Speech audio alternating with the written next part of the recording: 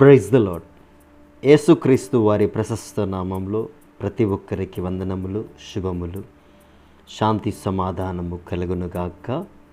ఈ దినం దేవుని వాగ్దానం 2వ దినవృత్తాంతములు 19వ అధ్యాయం 11వ వచనం. ధైర్యము వహించుడి, మేలు చేయుటకై యెహోవా మీతో కూడా ఉండును. ఆమేన్. దేవుని ఉన్నతమైన నామానికి మహిమ కలుగునుగాక.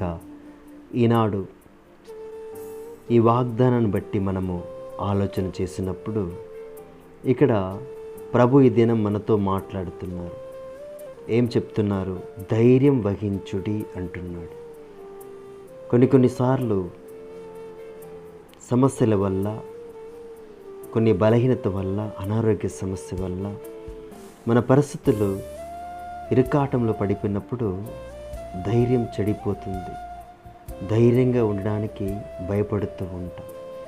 కానీ ఈ దినం దేవుడు మనతో మాట్లాడుతూ ధైర్యంగా ఉండమని చెప్తున్నాడు. ఒక మేలు చేయడానికి దేవుడు సిద్ధంగా ఉన్నానని ఈ దినం మనతో మాట్లాడుతున్నారు. ఒక అనారోగ్య సమస్య అయినా, ఒక ఆర్థికపరమైన ఇబ్బంది అయినా, అప్పుల బాధలైనా సరే, మనము ధైర్యం చెడి భయపడుతూ జీవిస్తూ ఉన్నప్పుడు దేవుని వాక్యం మనకి శక్తినిస్తుంది. దేవుని వాక్యం మనకి బలాన్ని ఇస్తుంది. కాబట్టి ఈ దినం మనతో దేవుడు మాట్లాడుతున్నాడు. మేలు చేయుటకై యెహోవా మీతో కూడా ఉండును అంటున్నాడు. కాబట్టి విశ్వాసంతో మనము ప్రార్థించాలి. భయపడక ధైర్యంతో మనం దేవునికి మొరపెట్టాలి.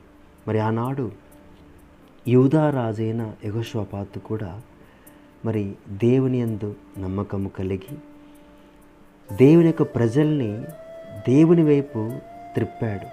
అంటే ఒక రకమైన సువార్త అని కూడా మనం అనుకోవచ్చు. ఈనాడు అనేక మంది అనేకమైన రకాలుగా మారుతున్న సందర్భంలో దేవుడిని తెలుసుకొని దేవుని వైపు తిరగడం ద్వారా మనకి దేవుడు గొప్ప కార్యం చేస్తాడు. మనకున్న పరిస్థితులను దేవుడు మారుస్తాడు. స్థితిగతులను